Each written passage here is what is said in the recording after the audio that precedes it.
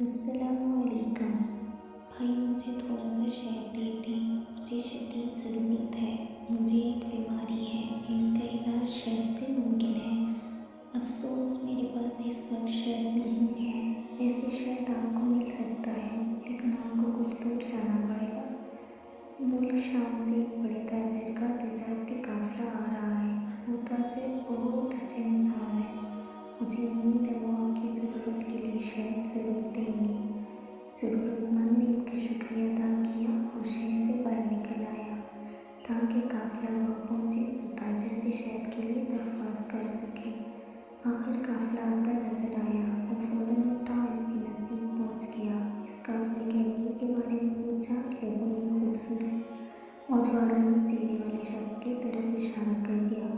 अब मैं उनकी खिदमत में हाजिर हुआ और बोला, हज़रत मैं एक बीमारी में मुब्तला हूँ। इसके इलाज के लिए मुझे थोड़ी सी शहद की ज़रूरत है।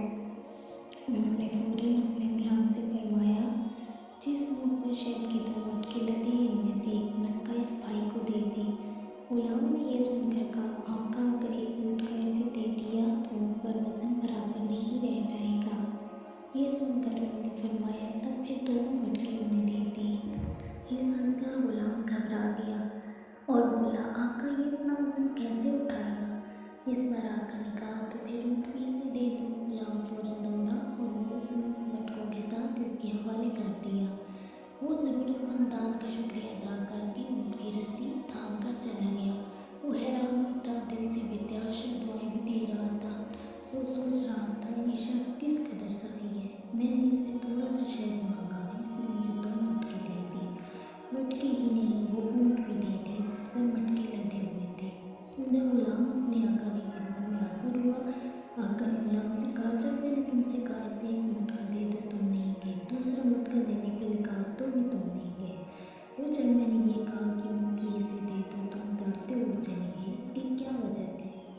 गुलाम ने जवाब दिया, आका जब मैंने ये कहा कि एक पूरा मटका देने से ऊँट पर वज़न बराबर नहीं रहेगा, आपने दूसरा मटका देने का हुक्म फरमाया। जब मैंने ये कहा वो 2 मटके कैसे उठाएगा, आपने फरमाया ऊँट भी इसे दे दो। अब मैं डरा कि अगर अब मैंने कोई एतराज़ किया तो आप मुझे भी इसके साथ जाने का हुक्म फरमा देंगे, इसलिए मैंने दौड़ लगा दी। इस पर आका ने कहा, अगर तुम इसके साथ चले जाते तो इस गुलामी से आज़ाद हो जाते, ये तो अच्छा होता। जवाब में गुलाम ने कहा, आका मैं ऐसा नहीं चाहता, इसलिए कि आप तो मुझ जैसे सैकड़ों गुलाम मिल जाएंगे, लेकिन मुझे आप जैसा आका नहीं मिलेगा।